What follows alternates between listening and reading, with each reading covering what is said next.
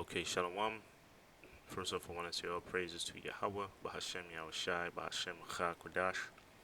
Double honors to apostles and elders of GMS, and to the elect doing the work in sincerity and in truth. Shalawam. There's our chud here, GMS precepts. And real quick, I got an article here from apnews.com. Moon goes blood red this weekend. Eclipse for the Americas. You see? Um, and this is something. This is so we're gonna have a blood moon eclipse this weekend. And it's funny when it says eclipse for the Americas, right? And that's exactly what the Most High is gonna do. He's gonna eclipse America. He's gonna totally get rid of America. And that's funny. The scriptures speak about how the Most High is gonna obliterate the land of Esau, um, which is America. What's that scripture? What is that? Ezekiel. Let me get Ezekiel real quick. Hold on. Let me get that Ezekiel. I believe it's 25. Gets that real quick. Ezekiel 20. Yep. Here we go. Edom. Ezekiel 25 and 12. Thus saith the Lord power, because that Edom hath dealt against the house of Judah by taking vengeance, and hath greatly offended, and revenged himself upon them. Right. We know Edom is speaking about Esau, or you so-called white people, right?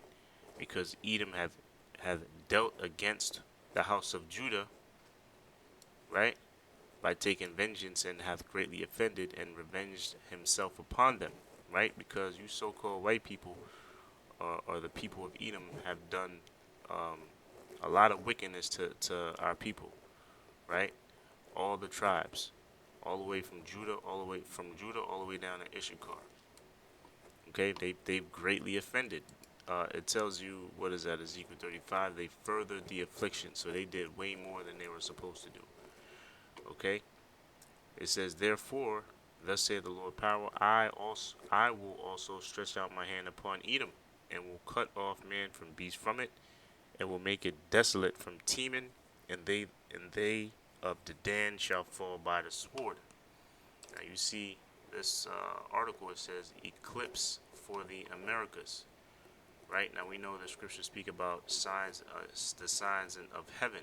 Right, that's how the Most High speaks to man. That's how he speaks to his people. Okay, really, really, man. Because you have interpreters. I believe Issachar were the stargazers, right? They were the ones that were the specialists to read the signs of heaven, and they would tell a king whether to go into battle or not. Okay, so this is how the Most High speaks to man. Okay, and this is a direct speech. This is the Most High speaking to Edom, speaking to, it says here, the Americas, that the Most High is going to eclipse you. Okay, now in Ezekiel it says, I will make it desolate from Teman, and they of Dedan shall fall by the sword. Right, so we know Teman and Dedan were cities in Edom, were dwellings in Edom, and you could basically say from New York to California, right? The Most High is going to make it desolate, man. If you go into the word desolate, it means nothing left. Let's see if it says it here in the scripture. Desolate. Okay. Let's load this up right here. A place laid waste, ruin, waste, desolation. Okay? A place laid waste, ruin, waste, desolation, meaning empty. It's totally empty. Right? And that's what the scriptures speak about, what's going to happen to the land of Edom. Alright? One more verse. And I will lay my vengeance upon Edom by the hand of my people Israel, and they shall do in Edom according to mine anger and according to my fury, and they shall know my vengeance, saith the Lord power. Right? So that's what's going to happen. Right? The Most High is going to eclipse America. like as usual, I'll leave this article in the description. Y'all brothers can check it out.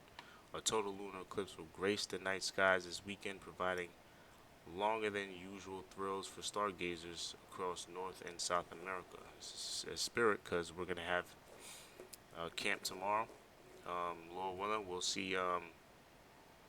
see how cloudy it is. Maybe we'll be able to see it. You know. But this is definitely a sign of the times. Let me get my next scripture. Let me get Luke 21, verse 25. 25. There we go. And there shall see. So this is why we have to watch for prophecy.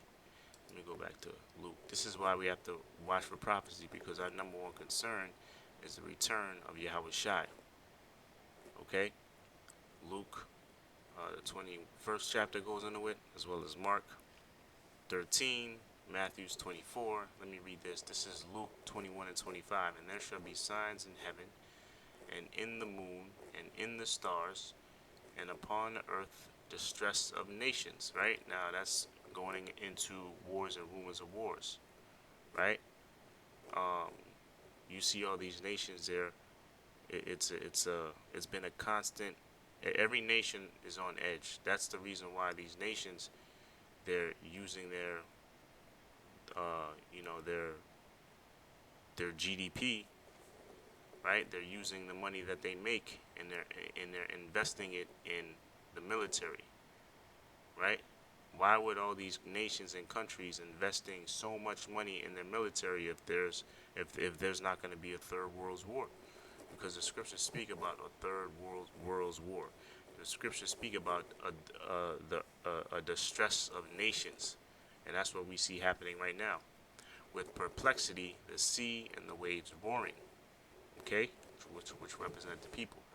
Men's hearts failing them with fear, and for looking after those things. Salakia. And for looking after those things which are coming on the earth, for the powers of heaven shall be shaken. Powers of heaven, those are the rulers of the earth. They shall be what? They shall be shaken, man. Okay? Because whether you heathens or other nations or Esau or whatever, whether you, even our own people, whether you want to believe it or not, the Most High is getting ready, is preparing for the return. He's preparing to send down his son down here, Yahawashi, to claim his throne, man, and to take over, for the takeover. Okay? Last scripture, this is Joelle 2 and 31, straight to the point. Once again, speaking about what? The day of the Lord. The sun shall, let me start from 30, and I will show wonders in heaven, in the heavens, and in the earth, blood and fire, and pillars of smoke. The sun shall be turned into darkness, and the moon into blood, before the great and terrible day of the Lord. So we have to look out for what? Things like this. Okay? There's been a lot of, past few years, there have been a lot of blood moons, right? Blood moon, double bloom. I don't know if there's a double blue moon, but I forget all the eclipse names. But they've been a lot of eclipses. But this is a special one, man. It's an eclipse for the Americas. This is something that's only going to be seen here in America. I know it is basically based on how cloudy it is out there. Maybe we'll be able to see it. But hey, this is prophecy once again. You know, all I do is I look at articles. I watch the news, and I try to filter out some prophecy for videos. And this is just another one. A blood, a blue. What is it called? A blood moon. Okay. And Joelle 2nd chapter says what? The sun shall be turned into darkness, and the moon into blood, before the great and the terrible day of the Lord. I'm sorry. Before the great and the terrible day of the Lord come. So before the Lord returns, they've got to be some eclipses. You know, they've got to be signs. We have to look for signs in heaven. We have to look for how did they word it? We have to look for distress of nations. Okay. All right. So, Lord willing, you brothers and sisters were edified. Until the next show, shalom.